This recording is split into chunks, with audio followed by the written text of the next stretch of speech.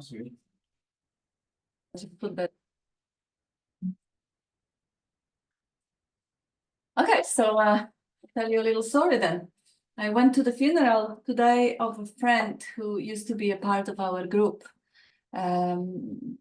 He got enough help. He saw enough through the illusion and he stopped showing up about, I think about the time you started coming. Yeah. So we've seen him sporadically. We would meet for dinners and stuff, and he passed away. And I went to the funeral. And there was another guy who did show up also occasionally on our meetings, and who were always adamant to disprove whatever is being said.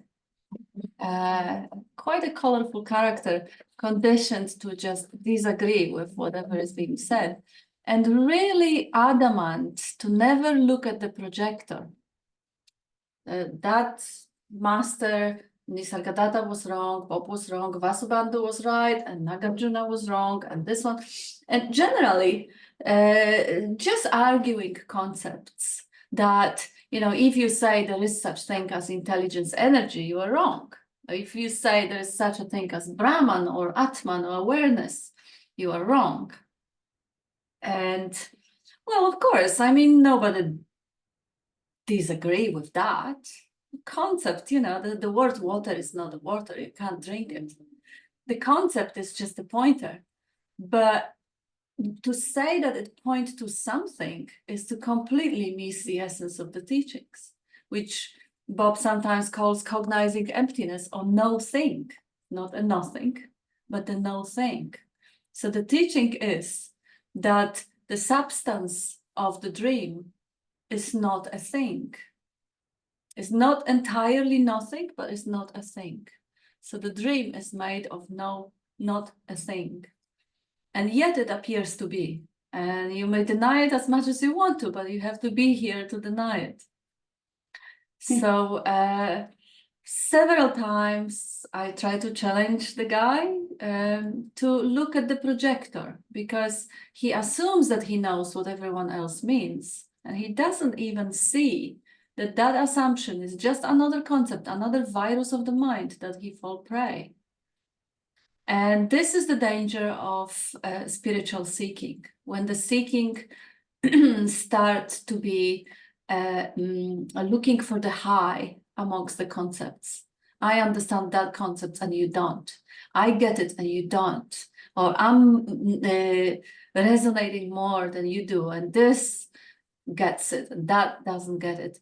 Again, the first step into looking at non-duality is not to question the world. It's not to question the pointers or the concepts, but to question the very projector that is engaging in interpreting the world. That's the point.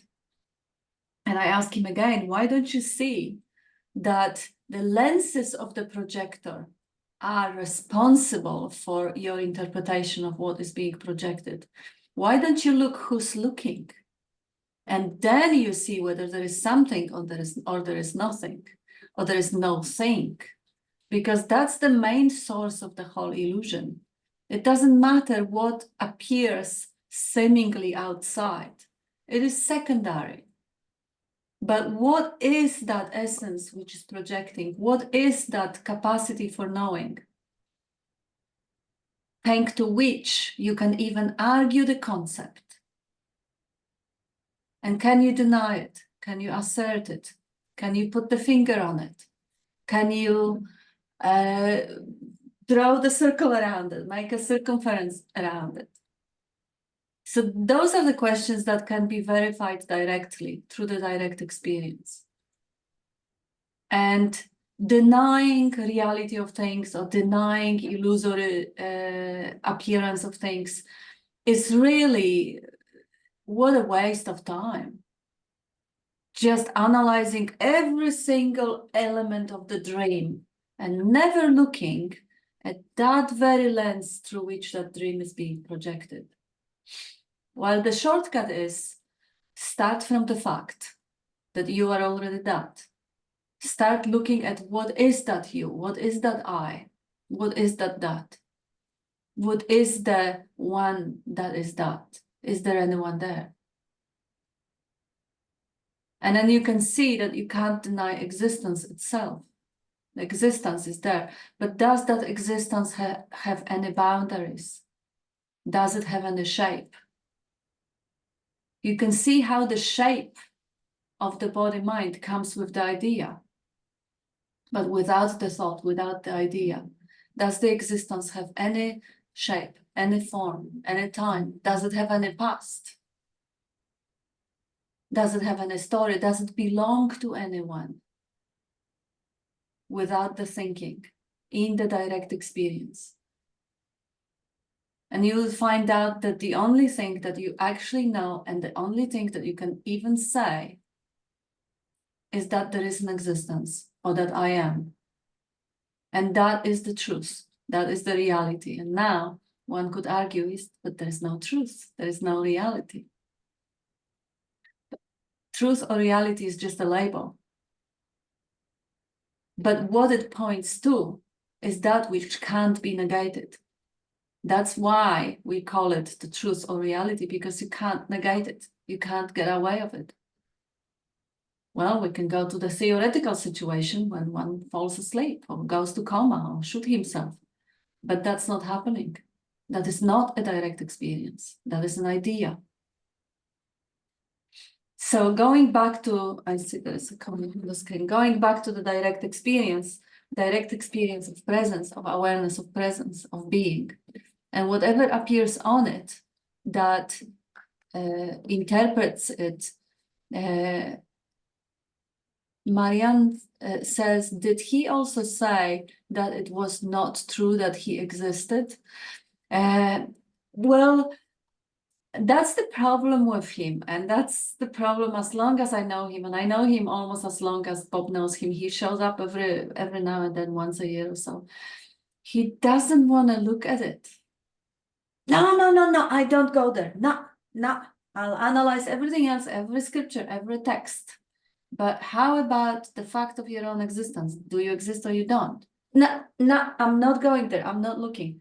Well, we're talking about the direct experience, and you refuse to verify your own direct experience because you know that you may find yourself on the same page, and that's very uncomfortable because the core of his identity is to be a contrarian, and he's absolutely not ready to drop the identity. And again, that's just how the life expresses. There is a program. Just like you can train the dog, and every time you throw the ball, the dog will follow the ball. That's the training. Life has trained him to be a contrarian, to always say the opposite. He's not the doer. There is also no one there. It is just life playing the game. But part of the game and of staying in that persistent identity is to not have a look. So he vigorously refuses to take a look, and it is actually very threatening, the whole idea of forget what Yvonne says here, not anymore. Not true that he existed, not anymore, and laughter. Yes, so that's the point. There is no choice in the matter. There is no choice for those who are capable of having a look. And who would see all the way through, or for those who cannot, who are just constitutionally incapable of that. It's just that's how life structured that particular vehicle of expression. There is absolutely nothing wrong. I'm always happy to see him in a good health. He's a sweet guy. And like librarian, says Jenny. Yes, that's exactly right. And the funny element is that actually Bob was the one who well, the fun word contrarian, never heard that one before, like librarian. Bob was the one who actually suggested he study the Buddhist middle way and Nagarjuna, and we both really appreciate his teachings. And now the guy shows up and he insists that these teachings are in direct contradiction with what Bob was pointing all his life, which is, of course, absolute nonsensical. But it is really a good pointer, the little story as a pointer to use. Where can it take you? engaging with the concepts rather than directly looking at what is the truth in this moment right now. Instead of reading the books and learning the concepts and perpetuating the concepts, speaking, talking the talk, and avoiding, by all means, to just having a look, what is looking? Look what is looking. Anybody there? See what is thinking. Anybody there? Then you can see that even your contrarian thoughts are not your thoughts. They're just appearance on the screen.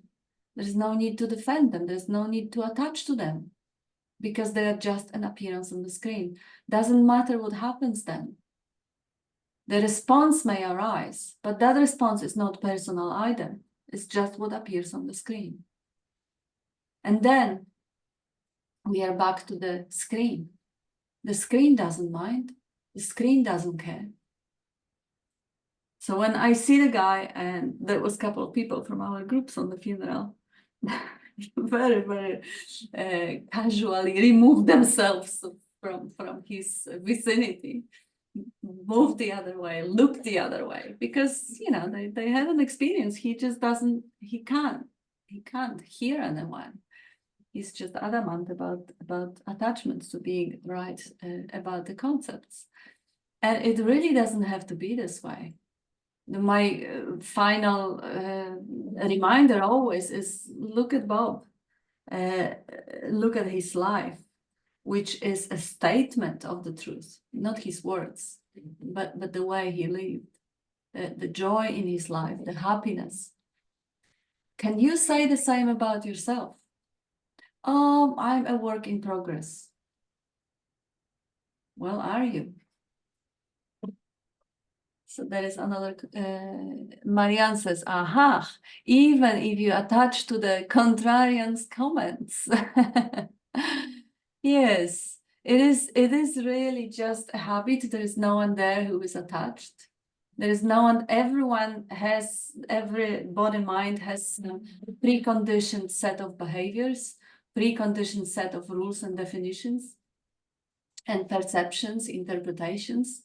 They, you know, partly learned through imitation from teachers, from school, society, parents. No progression here, says Yvonne. Yes. And nobody is choosing their own personality. Nobody is choosing their own responses. Nobody knows their next thought. Nobody knows their next feeling. Nobody knows their capacities fully. Some of them you may observe the mind and see the rough probability. Bob's walking the talk spoke volumes, says Julia. Absolutely. And Marianne put a heart on it. Yes, so it is as simple as that. Rather than believing a book, agreeing with one author and disagreeing with the other author, siding with one set of concepts against another set of concepts. I prefer Buddhism to Advaita, and I prefer this to that. The answer is not there. It can't be found in the scriptures. Scriptures are full of pointers. Pointers are made of words. Words are language. Language is duality. They always vibrate in the pairs of opposite. Every pointer can be pulled apart and damaged. But the truth sits aside, looks in the background like a basic screen, and if it could, it would just laugh its butt off because it is a cosmic joke. There is nothing to be found in defending or attacking concepts. There is nothing to be found through the deep comparison and a contemplation over ideas presented in the different words. You can directly look at where they are pointing, because it doesn't matter which words are being used. That's the fun part. Once you know, once you see where they are pointing, it's really, really easy to see. You're not unconscious, you're not unaware. You know that. That's it. That is it. Once you know that every pointer brings the attention back to that basic, very, very basic truth, suddenly you may discover, oh shit, I speak so many languages straight away. Jesus said this. Yeah, but I know what he meant. Everybody shows the same truth. Suddenly I speak Christian. Wow, amazing. Now you can read Nagarjuna, or you can read Dzogchen, or you can read whatever. But once you know where they're pointing, wow, that's an interesting way of putting it. That's a brilliant way of pointing it, because you know where it is pointing, and everybody knows that. There is no one who doesn't know about the presence awareness that is happening right here, right now. Without it, nothing else happens. So just with that predicament, with that basic reminder and basic presumption, hearing every pointer, but it is showing the same truth, the same basic fact of your own existence, just this and nothing else. Wow, that's a great way to say it. Suddenly you just fall in love with all of those languages and all of those styles or ways of pointing and all of those brilliant metaphors and brilliant ways of putting it out. You see, you know, the Bob's metaphor is not Bob's, it's been used before, of the mirror or the mirage or the reflection of the moon. I don't know if it's been popular before, Bob, the blue sky and the blue sea. There's just a metaphor. All of those metaphors are the same. Bob was using also the electricity flowing and illuminating. Brilliant, brilliant ways. But once you know what it is pointing, they all speak to you. But if you stay in the conceptualization in the thinking mind, and you try imagine, what does it mean? Imagine what this guy meant by that, or what that one meant. You never leave the realm of the mind, and the answer cannot be found there. So rather than listening with the thinking and trying to fit it in to pre-existing belief system, relax the attention and listen with that heartfelt, open awareness in which the resonation can happen. That sense that, oh yes, I know that. That open field of resonation, because you do. You know that you exist. It's just the mind comes and says, yeah, but so what? I want pleasure. I don't want just a plain existence.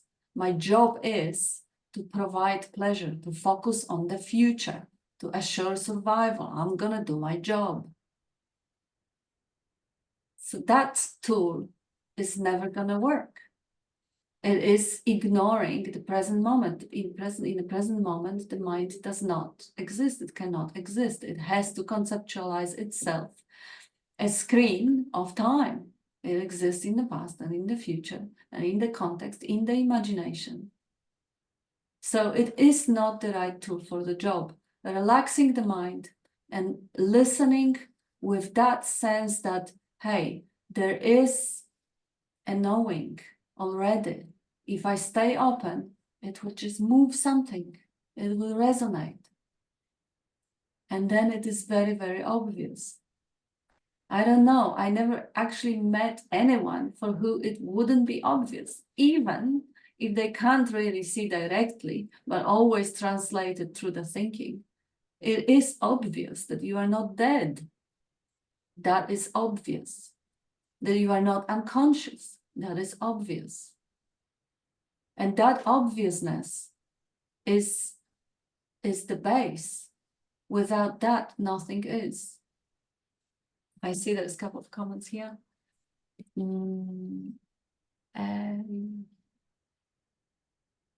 Jenny says, yet we can find that the pointers in all scriptures do point in the same direction.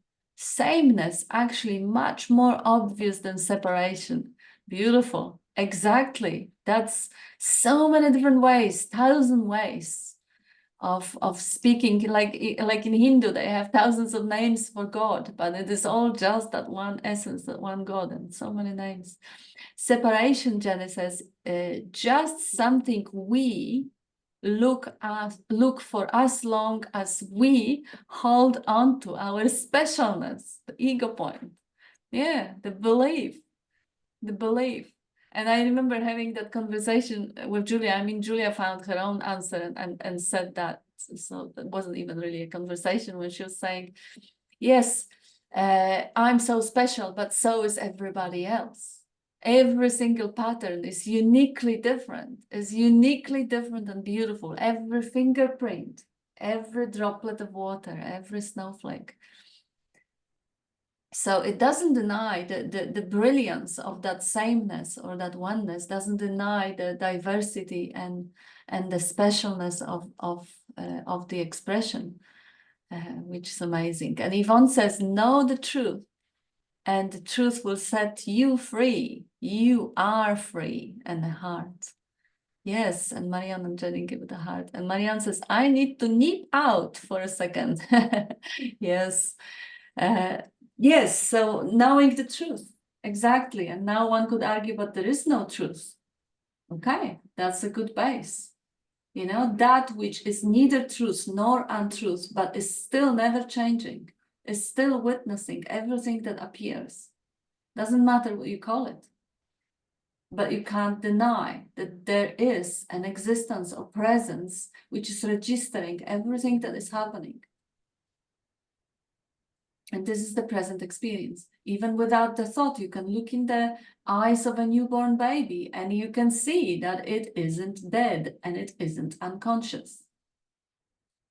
So that consciousness is there. And Julia says, when there is no narration, you are knowing the truth. Yes, the truth is reflecting on itself. It just is. It just is. It's the isness. Even when the narration goes on, the truth isn't touched. The space isn't touched. Although, yes, I can see what you mean, Julia, that, you know, suddenly the energy of belief is pulled into a story, which is just a story, which is just a story. It's a transformation of that energy appearing as something. The no thing appearing as something. The no thing with the potential of everything to appear as everything. The no thingness. And yet undeniably present. Your essential nature. Closer than your breath. Closer than the heartbeat. Right here.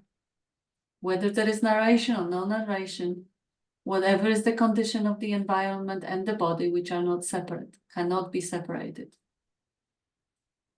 Whatever is the condition of thinking, which again cannot be separated from the body and environment. Those are all secondary conditions. But the primary fact is that you are. And in that isness, everything else appears and disappears, comes and goes. It's just a fleeting dream. So for those who have that program installed of longing for the truth or liberation, that is just another way the life is playing with itself, is dancing with itself. The first thing is to put the truth, to put the heart above the mind, to put the reality above that which constantly changes, the fleeting dream. So whatever does change, well, blow it a kiss and say it goodbye and stay with that which never changes, which doesn't change. Even if a fraction of attention is relaxed in that which never changes, the amount of freedom and the amount of joy grows exponentially. Earnestness, yes. Yes, that I guess is the word, yes. The longing for the truth or devotion or earnestness. Yeah. So, anyone would like to jump in and add something or expand on something or bring in a point or two? Hi, Ivan. Come in, and Jenny after. Oh, hi. Yeah, the last time I had to go and we were talking about when I am dead, then that you can misinterpret that. But I wanted to say, and you also mentioned it, that when you don't go from the fact that you are already dead, you will never get there. Because then you miss it all out. Because when you ask someone for the road, and when you're a stranger somewhere and you ask someone, you have to trust that someone to come on the destination that you are that you want to be. So when you're not believing Bob or yeah, whoever who tells you that you have to start from the fact that you are already dead, then you will never arrive. Yeah, you are already arrived, but it doesn't make sense when you don't put that in front. So yeah, we are already dead, or God, or oneness, or what name you give to it, but it is oneness dreaming that it's not true, but it is true, and yeah, we have to take that for granted. We have to take that on board to be it. Otherwise, it will never make sense.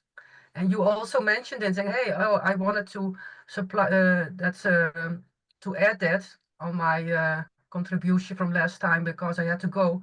But you also mentioned it, Kat. Okay. Yeah, thank you. Yeah, absolutely. And Jenny and then Jens. Thank you, Yvonne. Okay. So funny. I was trying to, what the heck was I going to say? Now as I relax and let it go, then it comes again. In regards to your guy, the contrarian, I find it fascinating just to watch how much is dependent on where attention is put, or where life puts attention. How it almost seems like we have different programming going on.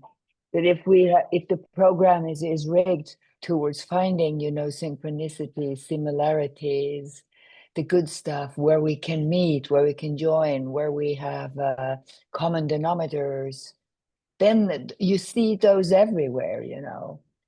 If your focus takes you on the terrible, the pains, and whatever is in the world, and your focus takes you there.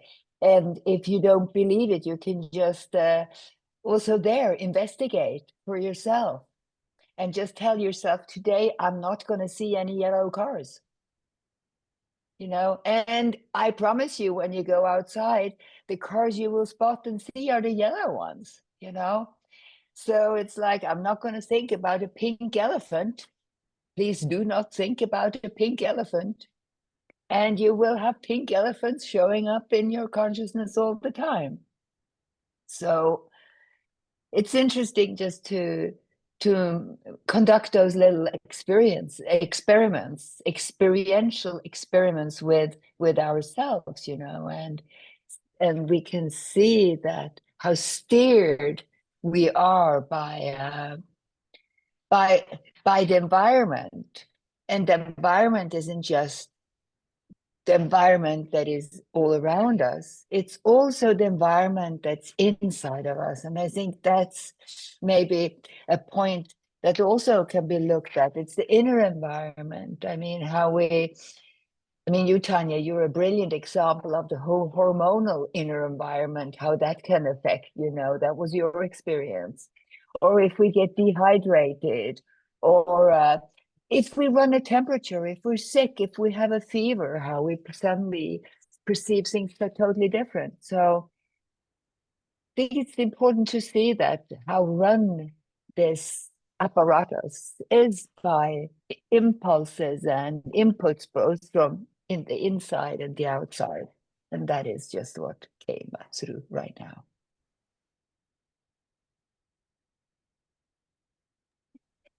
Yes, thank you, Jenny. And Jens, would you like to join in?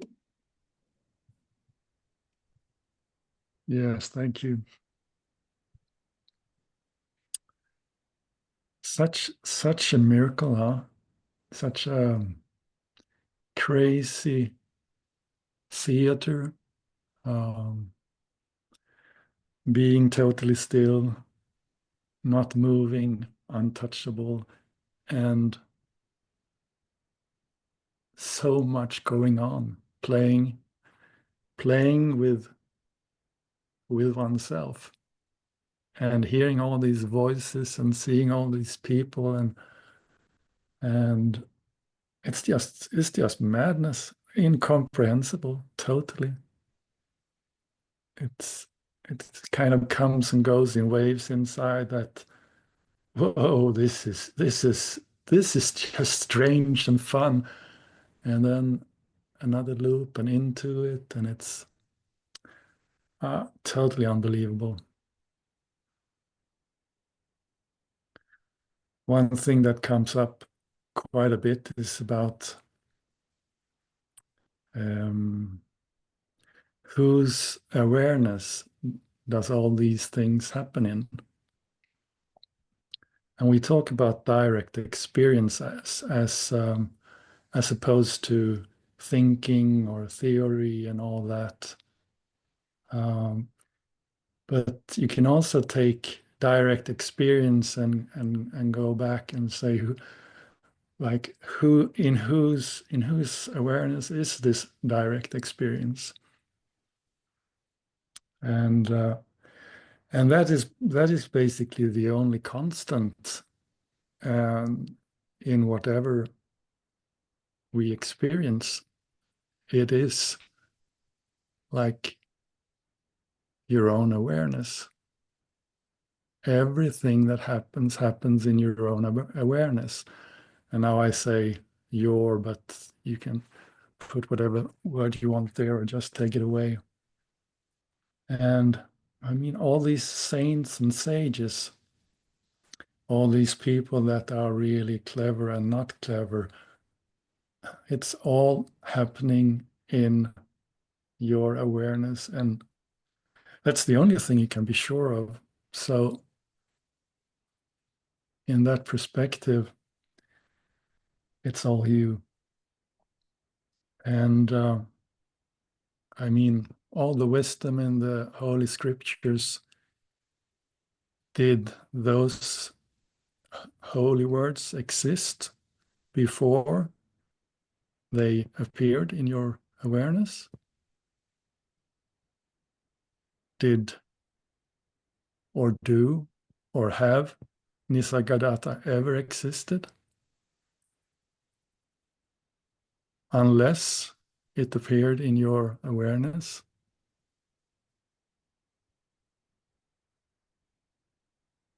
The only way to have a direct experience is if it is in your awareness.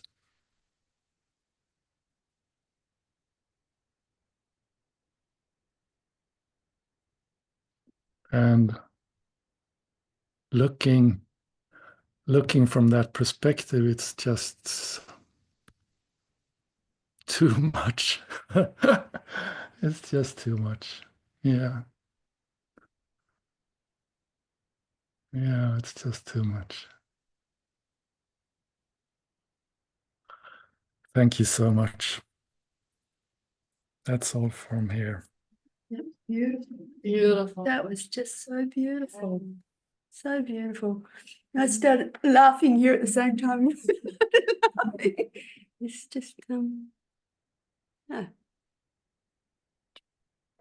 You know, we say inside, we say outside, we say backdrop to everything. You're just trying to describe the point, but it's all inseparable. It's all just happening exactly as you say, in that field of consciousness. But all of that, you know, sitting, but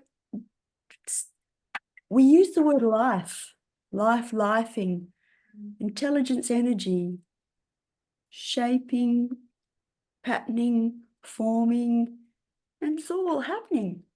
Just this, you can't separate anything from anything else. And it's all patterning and changing. But there's that still, as you said, Jonas, that sameness. Is it Jonas? Yes. Jens. Oh, sorry. terrible with names, that sameness is like I hesitate to use the word matrix, but I can't think of another word. It's like it is it's not background is in, it sits in the background. It's in everything. It's in everything. It is the fundamental. It is without it. What else could there, what could be experienced? And we can't, it's so hard to describe with limited words because the mind is limited and it is limitless. How so hard to sort of say, well, actually, the actual experience, as you said, is always ever just as it is right now. And it's like it is it is just a singularity. That is your experience. It's not one event even following another. There's an illusion of flow of time. But if there were never any clocks, no words, no mirrors, no anything, it'd just be just now. Yeah. Thank you. That was really lovely. Yeah, and what I see also, you have sometimes a little description behind your name, behind the J. And today it is silence. It is nothing. And as you started the little spiel, in that stillness, in that silence, and that's that's what's happening behind your name today too. And we have a couple of comments here. Yvonne says too much for who, and big laughter. Yeah, too much for no one, absolutely no one. Too much is perfect amount, but to say too much is an expression of love and appreciation, isn't it? It's a beautiful expression. And emptiness, says Jenny, cognizing that life is lifing, the isness of isness is the eternal now, permeated. And Yvonne says, like a melting pot. Yeah. Yeah, suddenly, from that perspective of that stillness or that essence or that uncontrived singularity of the awareness, which is the awareness, and at the same time, there is nothing more closer, there is nothing more mine, there is nothing more intimate and dear than this. So you could by all means call it mine, even though there is no conceptualization of any shape or form of any me or mine. But looking from that perspective at whatever appears, wow, what a feast. What a feast. Blank table and a huge banquet of varieties, colors, shapes, form, just yum. Celebration. Some of them are dark, some of them are light, some of them smell nice, some of them smell not nice, and all of that happening because there is that basic screen or that table or that awareness or that existence. Suddenly the ideas that, oh, my life is shit in comparison to that Hollywood actor or that co-worker doesn't really seem that attractive anymore. It doesn't seem that plausible anymore. It's not that real anymore. And the freedom is from believing ideas. If you disbelieve one idea, that is how much closer the freedom is. Freedom from one belief. One at a time, or all of them, straight away. Because if there is no one to believe, they just come and go. They may be charged, they may be persistent, they may induce actions. But if there is no one who they apply to, they don't matter. And we have like melting pot. Yes, I read that comment already. Yes. I was wondering whether Amin wanted to speak because he had his hand up on Tuesday night and then we ran out of time. Oh yeah, what an idea. And we have Amin with us today. We do. Would you like to jump in, Amin? Caught him in a bad spot. Oh, they're here. Hey. Hey. Thank you, Tanya, for remembering this. No, that's okay. I was delighted by all the sharings and everything that was said and expressed. It's so, yeah, beautiful to just witness life arising from space to acknowledge itself. Yeah, make a hello. Hello, I'm there. I'm there behind the scene. And yeah, it's just what I could say is um I,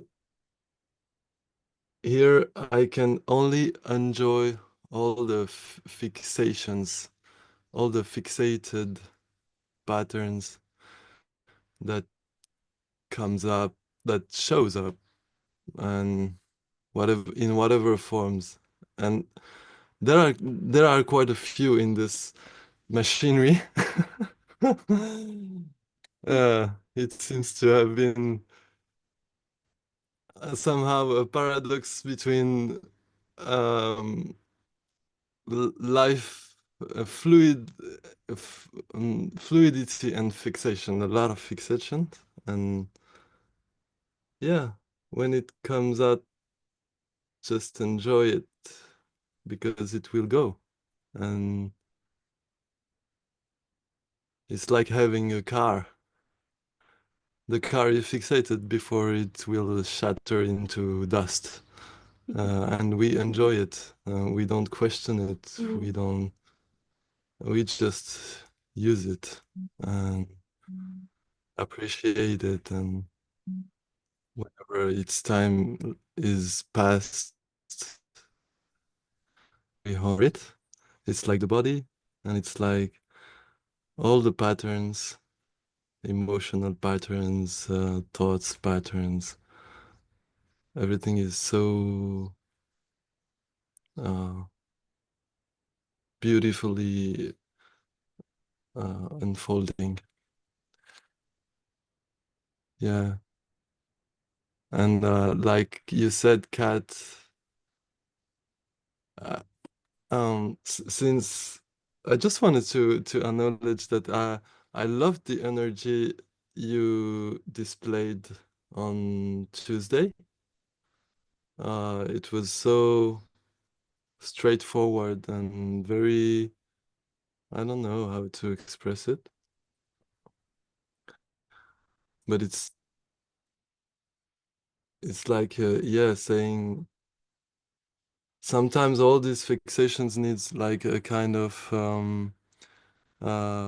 clean, like yeah, like a big clean of the house, like okay, get out of the way now. That's okay. We just, yeah, sometimes it's not appreciating the fixation, it's just being lost in the fixation, in the fixations. So it's good to have a clean. It's good to, okay, oh no, it's not savoring, it's just, yeah, it needs like a big clean. So yeah, thank you for this. Yeah, and that's, Hindu history, Advaita Vedanta talks about how important, the satsang is, so to speak. But, here we are each time, Tuesday, Thursday, Sunday, we talk about this and we do a bit of a spring clean, don't we?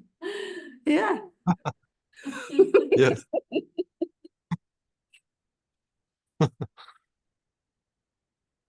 Yeah. Chucking away the rubbish. One of my favorite activities, by the way, cleaning house. Yeah, gosh. I get a lot of satisfaction out of that. Oh, I can't tell you how much satisfaction I get over your pattern of cleaning the house. Only lucky. And we have Jenny says, hello, and this is quote unquote, I'm there behind the scene. Is that what awareness says when the eye forgets and the heart and the music? Hello, it is me You're looking for, oh, yeah. you're looking for. That's beautiful. Yeah, wanna come visit Tanya? Absolutely. Why not? Let's Well, see. no, don't go. Don't move. Should I bring my mop? My apron.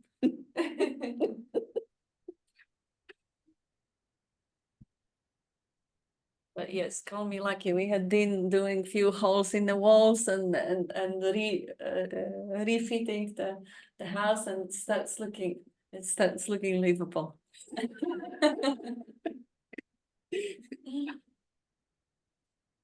So those little things, the opportunity to appreciate the dream, the fleeting dream, that Tanya is cleaning and the next day it calls for cleaning again. That's the impermanence of it all. The mess just forms on its own, Yep. right? The shit gathers on its own, doesn't it? Yep. And it never stops. It's just the minute you're done, you're not done because it started piling up again.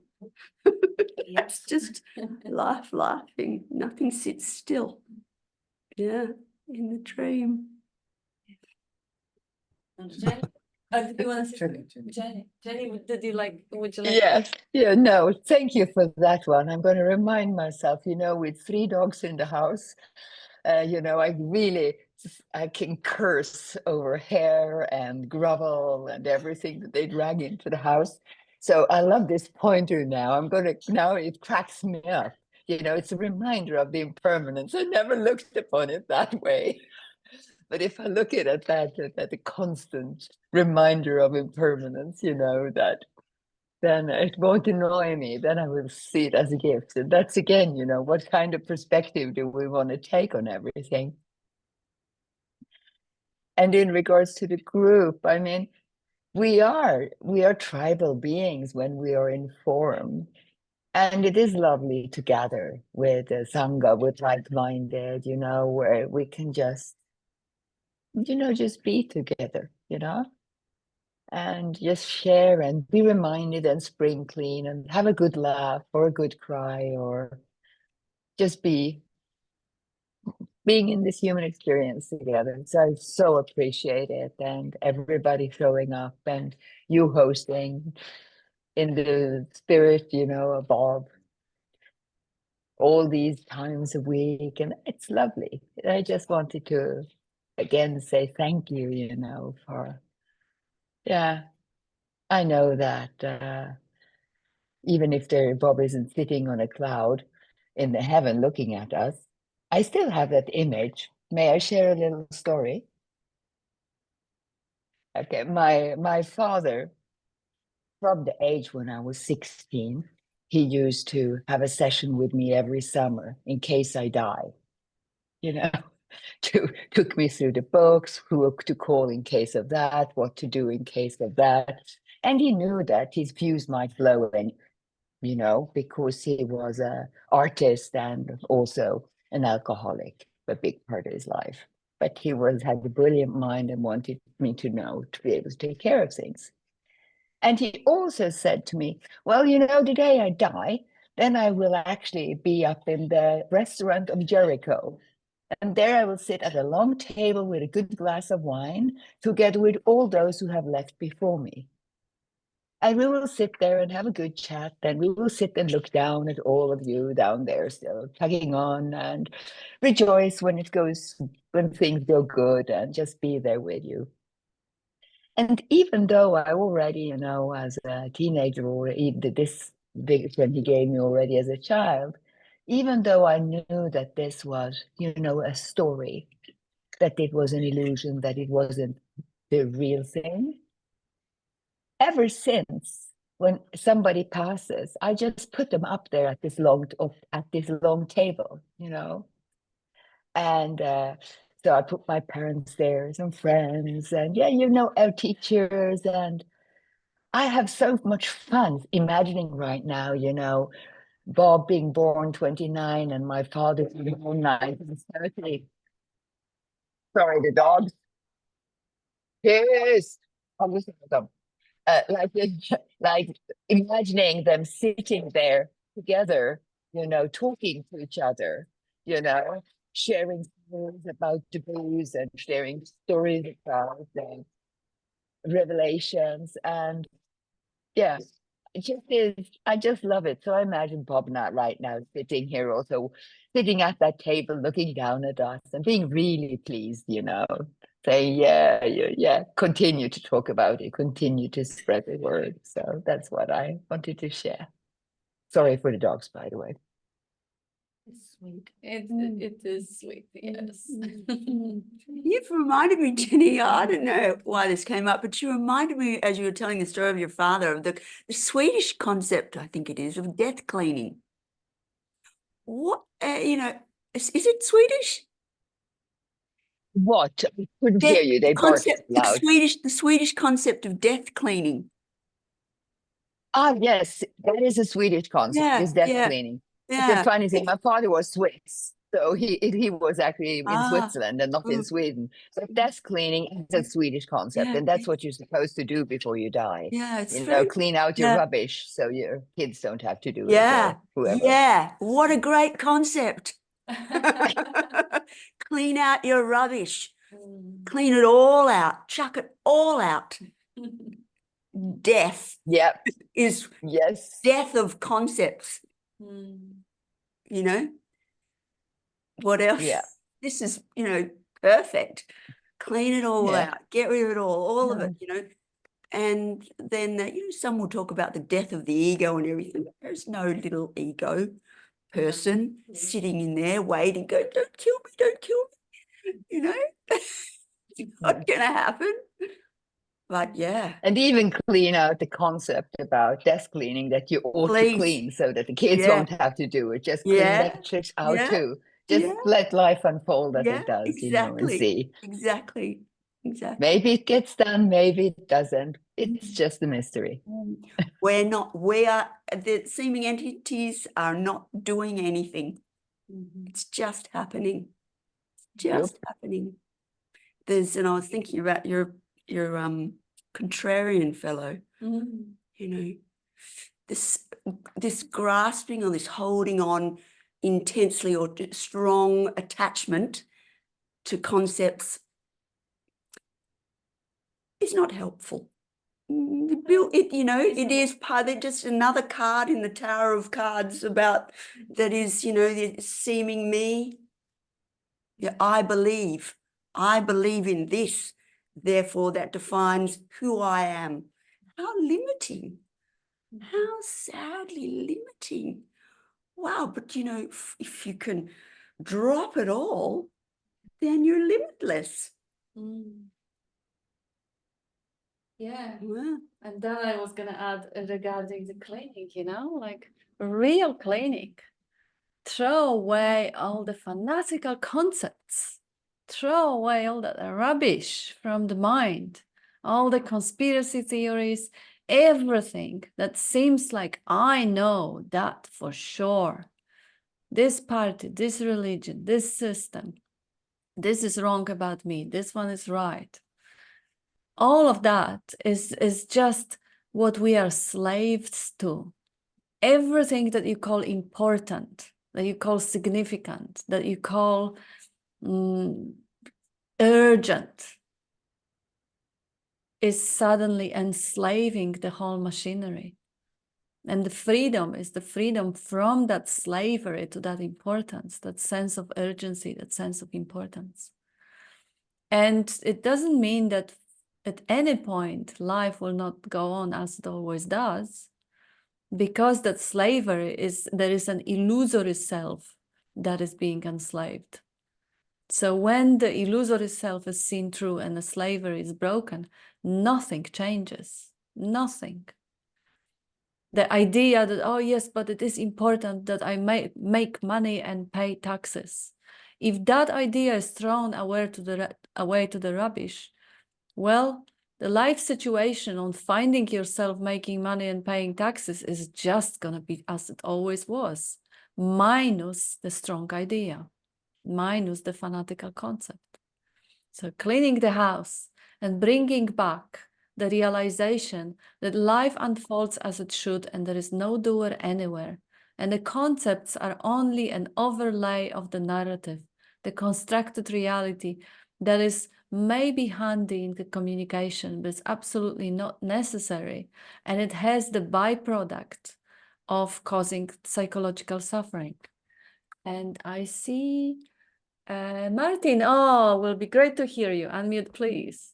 Hey, how are we doing? Hey. Hey. Who's that in the back there? Dean. Oh, Dean, how you doing? Hi, mate. Oh, you look Hi, good. mate. You're shining. You're all shining. Yeah, sure. I don't even know why I raised this hand gets raised. I was saying, I guess I had this thought that just came up, and it was, you know, how the hell did I get here? And it's kind of funny when you ask yourself that question, you know, have I brought myself here right now to this point, or whatever you want to call it? And the honest answer to that is always, hell no. I have no idea how I got here, but I'm here. Something's here, and I guess it's pretty magical, you know, and the freshness of this, and really having no one here that has any clue of why this is happening, just being fresh and new, you know, just as it is, and listening to you guys, listening to the conversation that have been happening, and hearing all the different ways to describe this, you know, I feel like this is happening is such a great way to say it, but you know, you can still deny that it's, you know, that this is happening. You can still deny that thought. You can still argue with that concept. Any concept that is come up with, I guess, any concept, doesn't matter how concrete or powerful or limitless it might sound, it can still be argued and denied. So that's not what we're talking about. You know, we're not talking about something that can be denied. We're trying to use these words to point at something that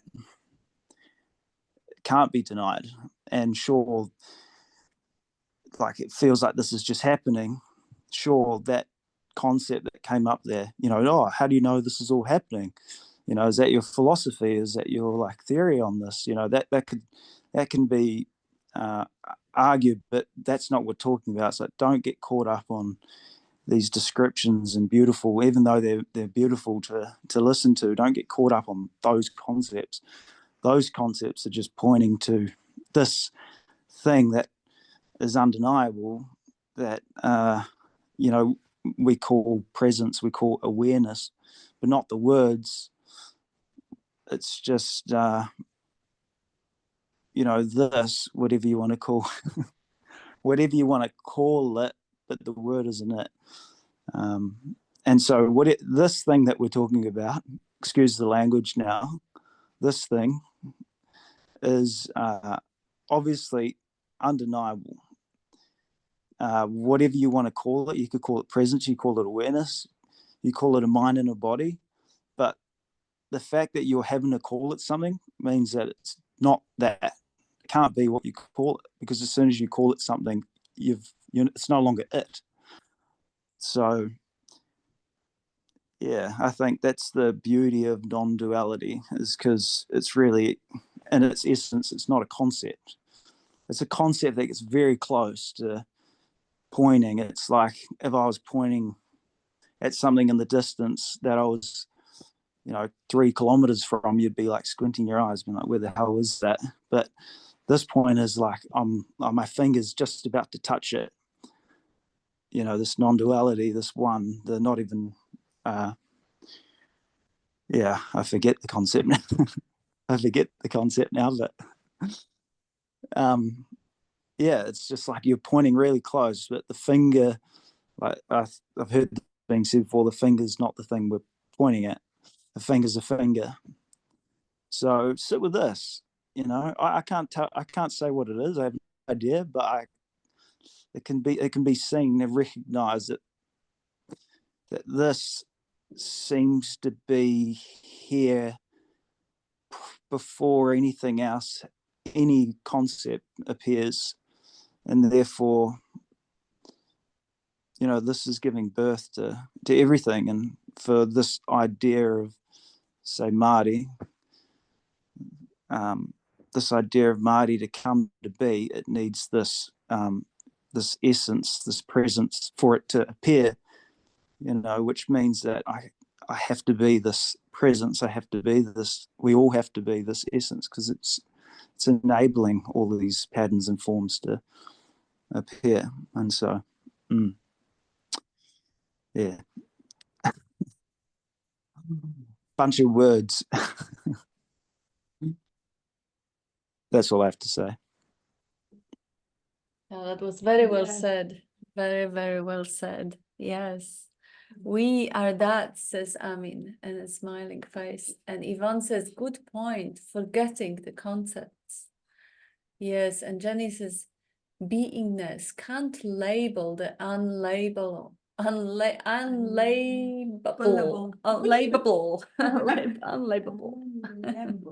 Labelable. Yes, exactly. And I love the way, Marty, you pointed to whenever you give it a name, that's not it anymore. Even the thing, what was saying, the word is not the thing. The word is not the thing. The map's not the territory. So he says, I call it intelligence energy, but that's not it. That's just another label. So whatever label we choose to call it, we remember that we already know what it is pointed at. We know what it is pointed. We know intimately close that which, and I love the way you put it, that which cannot be disputed or denied. Everything else, forget about it. Who cares? But that which never changes, that which is indirect experience in the forever now, undeniable existence, awareness of it, not it, that's a label, that's on the label. But yeah, we all know there is no one who does not know that they exist. And Jenny says, and remembering that it was present before words and labels were known.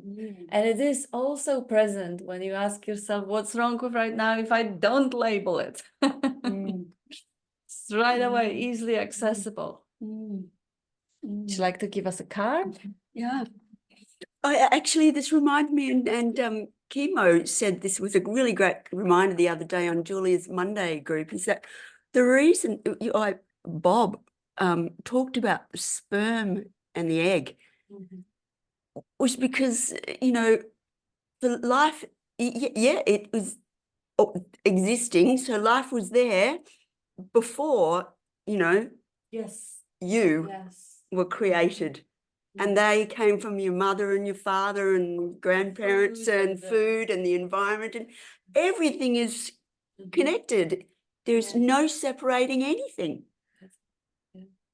And, that's life. That is, we use the word life, and that is different, interpretations from one to the next. That's okay. Call it what you like. But it's the same essence that's underlying everything. And like we said, and Kat just said again, we are full of labels. We are label machines, like, those sticky label machines they used to have in supermarkets. We label everything constantly, right? It just that we don't, the thoughts come up to label things, and it's limiting. As soon as you adopt, believe, take the label, because it is not that. A tree is not a tree. It's a shape of something that looks like this and has roughness or whatever. But again, using words, it just is what it is. But you know, this human condition is to label. And I'm going to read something now. These three really resonated with me when I picked them out. And let's go for resonate first. Then let's do that one. Resonate. So, in relating to past images of what is good or bad and wanting to keep the good and push away the bad, we are in conflict with what is right now. Resistance is uneasiness. Uneasiness is disease. I would add that resistance is useless. It doesn't work. It doesn't work. Well, it causes psychological suffering.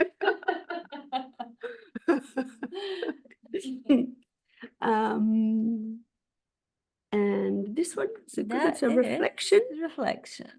That is, yes, reflect on that.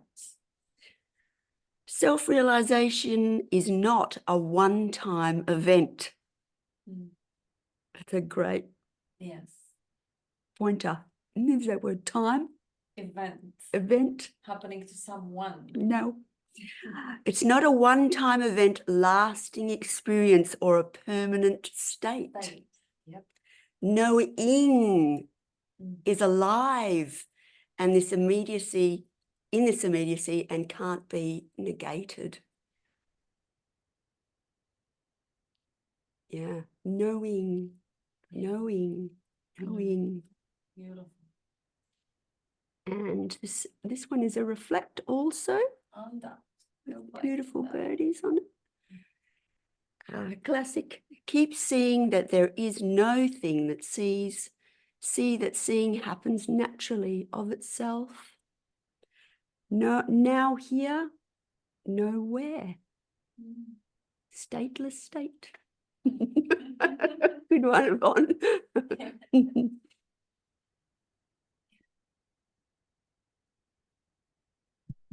Something.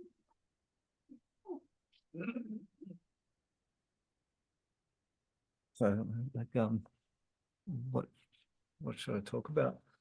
The mouth and the So, flowers. yeah, like so we talked about like cleaning and nuggets, yeah, sure. and like so there's sort of there's thisness, the awareness, there's a sense of presence or now or what the essence of the intelligence energy that is the immediacy of right now, and many people describe it.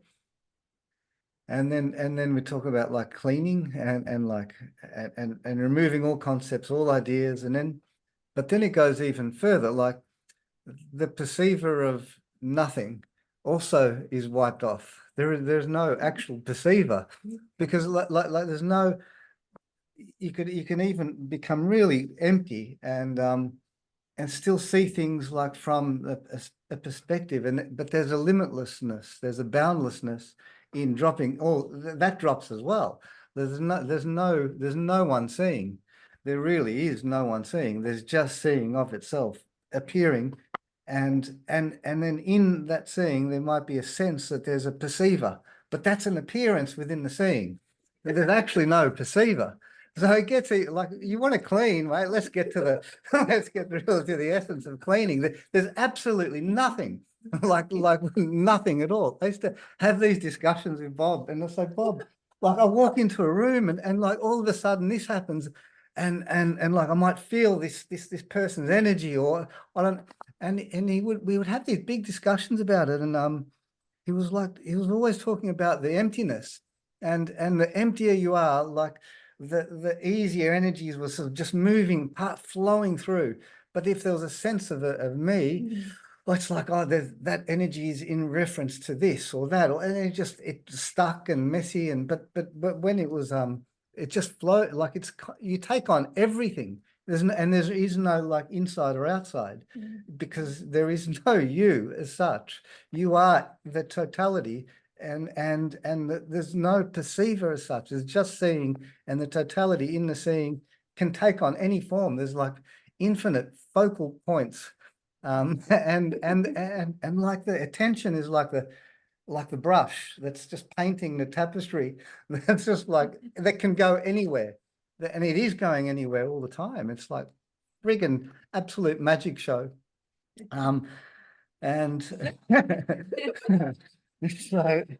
I guess that's enough for now for the moment. I enjoy the magic show. And if it's not magical, then it doesn't have to be magical. It can be absolute shit too. Magical shit. There's no one for the shit to be there. Like there's no one actually creating shit, or it's not for anyone as such. It's just, it appears that way, or magical or not, or now it's boring. Oh, now I'm gonna take a deep breath and enter a meditative state, or take some mind-altering substance, or whatever it bloody is. It doesn't make a freaking difference, because it's just that appearing and expressing as boundless stuff constantly. And you really, like, it's just what's going to happen now? Oh, but there is no now. There's no next moment as such. It's like this. Even time itself is a collapsible commodity of an idea. Because it's now appearing as time. And it's like it bends and warps in a weird way if your mind tries to capture it, because it can't. It's impossible. No. There is none. Yeah, anyway, I think I'll just shut up now. Enjoy. Bye. Awesome. Someone say something profound now. What? Say something profound now.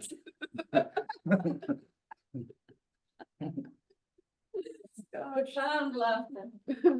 Yeah, lovely. Yeah, it is. It actually is. And the fact that sometimes there is a shitstorm, and sometimes there is a summer, and sometimes there is a winter, and sometimes there's a pain, and sometimes there's a pleasure. That's how it goes in the duality. And Jenny says, thank you, Dean, and a heart. And Deanne says, Kat, pretty please, can you upload this one? Wow, yeah, I'll remind me. Nuggets from Dean, please, says Jenny. And stateless state, says Yvonne. Yes, and the beauty of the duality is that, once you recognize that it has to appear as the pairs of opposites, there's no other way for existence to show up, to play out. Well, then you don't mind the seasons. You love the seasons. Whether there are 4 seasons in 1 hour in your hormonal structure, or whether there are seasons within the relationships or family or work situation or any situation. If there are seasons, there are weather coming, good weather, bad weather, hot, cold. It's just a necessity. It has to be there. You wouldn't know pleasure if not for pain. You wouldn't know health if not for sickness. For any appreciation, for any form, for any distinguishable state to even appear, it has to appear in the contrast of its opposite. So appreciation for the oppositions, for the opposites, without attachment, letting them move through, letting them pass through, and giving them space, leaving them unaltered, unmodified, uncorrected. It's time for boredom, okay, welcome. Time for sadness, welcome. Bob used to always say, I wonder how is that gonna change? I wonder how is that gonna resolve? Because that it is, there's no question. And Jenny, would you like to unmute?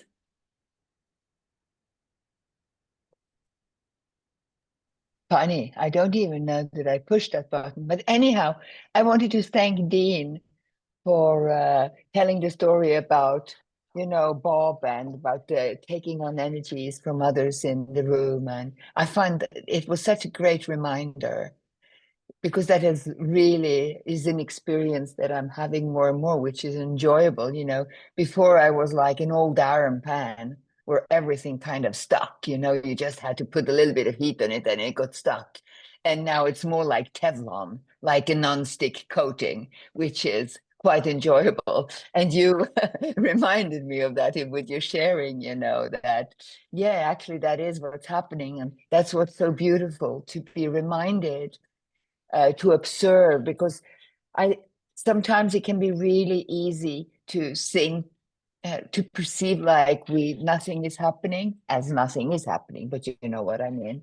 But then to be reminded to see that, wow, yes, I used to react like that, but I'm not reacting like that anymore. And that's what's so beautiful with these different sharings. So thank you for the nuggets. I always enjoy them, Dean. So as soon as you're here, I will nudge you to share nuggets.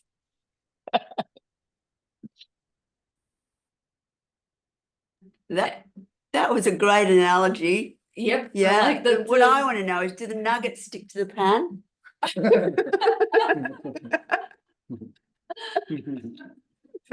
And Yvonne says Teflon, easy clean. That's it.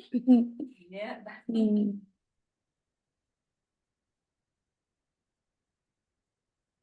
Pointing at you again.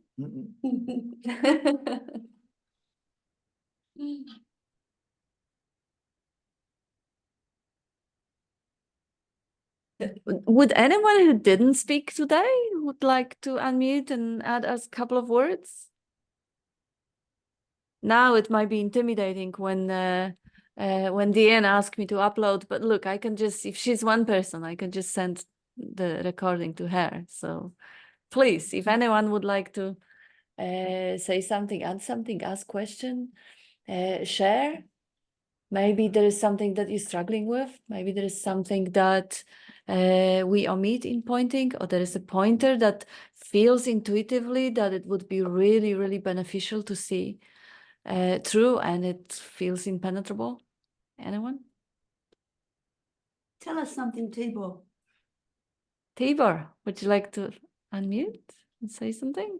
Say hi. No?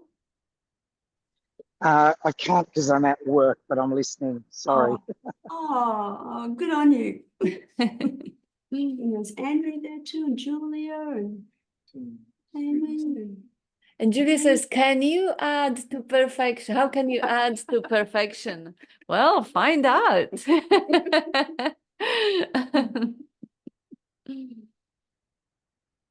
Yeah, it's sweet. You're gonna add perfection, and you're gonna take away perfection, and the perfection remains.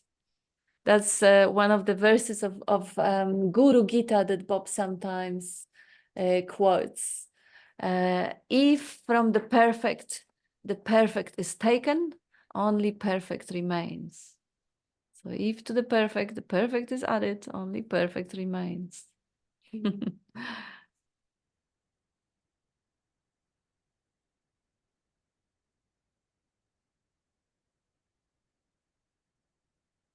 So if anyone maybe would like to add something or share something, but doesn't feel like public speaking, you can also type in the chat box.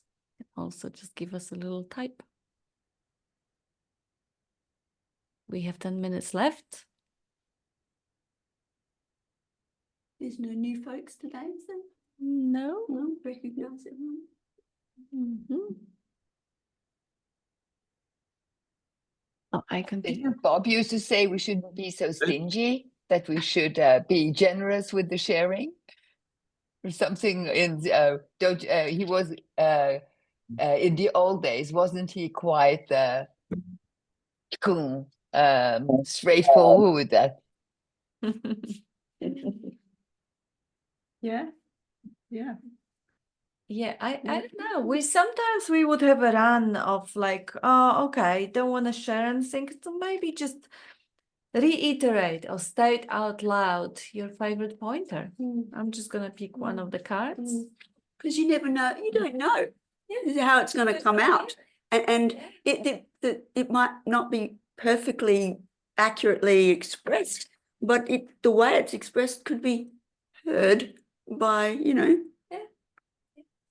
Reflected. yeah. And sometimes even tuning your own instrument and hearing yourself speak might bring a little bit of a. I don't have much to say, says Julia, except I love you all. And we love you too, beautiful. And that is here, reflect on that. Without a thought, are there any locations other than here? Is there any other time than now? Experience directly. Not through conceptualization or imagination. Yeah, so that's another pointer. They all point to the same thing, the same no thing, the same presence of existence, or awareness of being, the Satchitananda, the being, knowing, and preferring to be. Self-evident and overlooked only because of the habitual focus on the stories, on the dramas, on the thinking, on the distractions.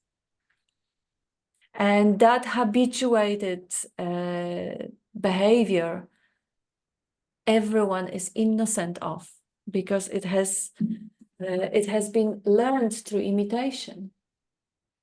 In early age, once we learned words, once we learned the game of labeling ourselves and labeling everyone else. We labeled ourselves out of the paradise. We called ourselves naked. There was something wrong with us.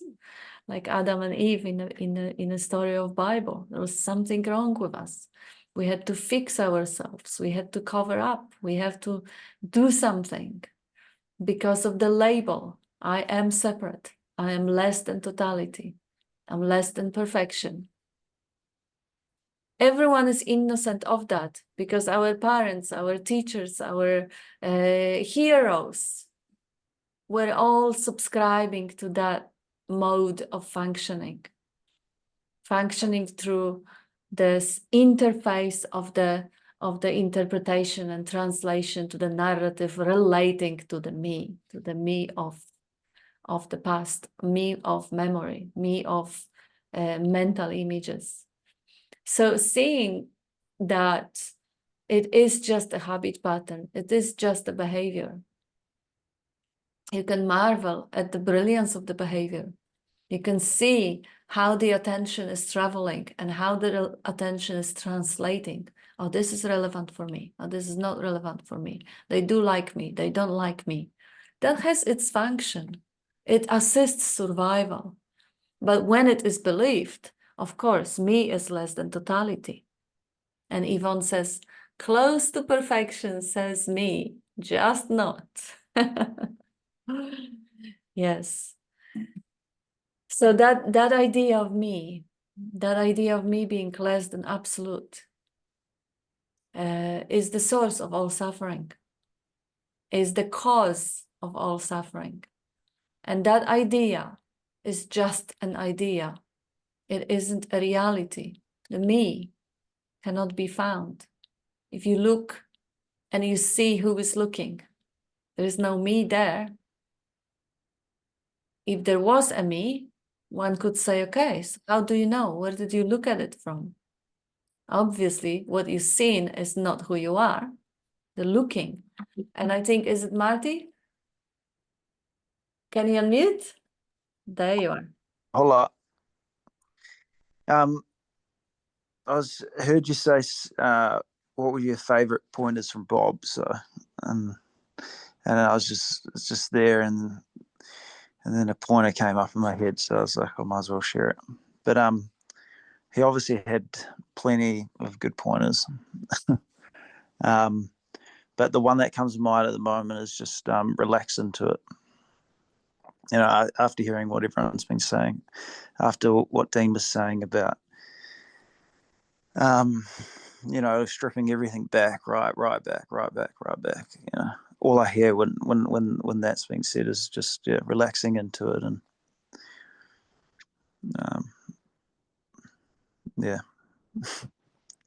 be comfortable. Enjoy the comfort of it, however you want to say it. But I remember when Bob said that to me, and then we proceeded to just sit there and not say anything for I'm pretty sure probably like almost an hour. Just sat there. We didn't say anything. Just relaxing. Just being. Yeah. Yeah, that's a wonderful, wonderful pointer. It's that's the only advice one who is non-doer can get, because relaxation doesn't take any doership.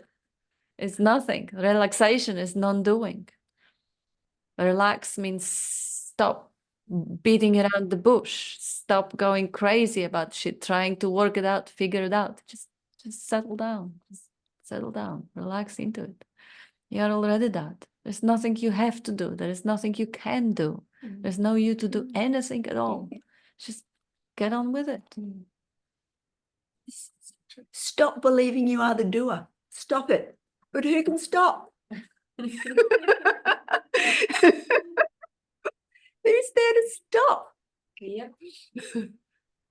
Recognize that who you truly are, that which you are, doesn't even need to stop because it already stopped. It is the space. It doesn't move. So stop it is the reminder that you are that. You are the one that is already stopped. Resonate with the fact, with your true nature. Jenny, would you like to unmute? Yes, when you were asking to see something, then I took my book of notes, and on the 9th of April, a year ago, in 24, this is just a few of the notes I wrote. And it's so funny because it just, when I flipped the page, Tanya said it, so these synchronicities, everything is just happening. There is no doer. Living much easier when not believing in the thoughts, much less stress on the biological system. Question your beliefs, thoughts, investigate. Chewing on past events and thoughts is like a dog licking smelly vomit. Oh, I love that one too. Oh. Not that there's anything wrong with that. No, There's no doing. but it's, I just cracked up when and I don't remember if it was you, Kat, who actually said that. I think it was you who said that sentence. I Yes, don't because recall wrong. I got it from Bob. I heard it from Bob, but because it is such a powerful smash in the head, you know, the association is so repulsive. I even titled one of the meetings, you know, when Bob mentioned on Sunday meetings, I put it as a title of the whole meeting. Dog always gets back to its own vomit. Or Yes, something like I love Tibor's tasty vomit. that.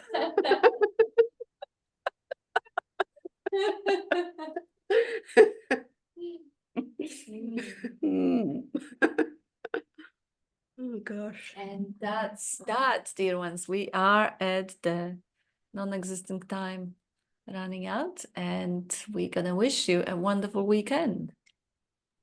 Love you all. Love you all. Love you all. You too. All one. Bye bye. Bye bye. See you next time.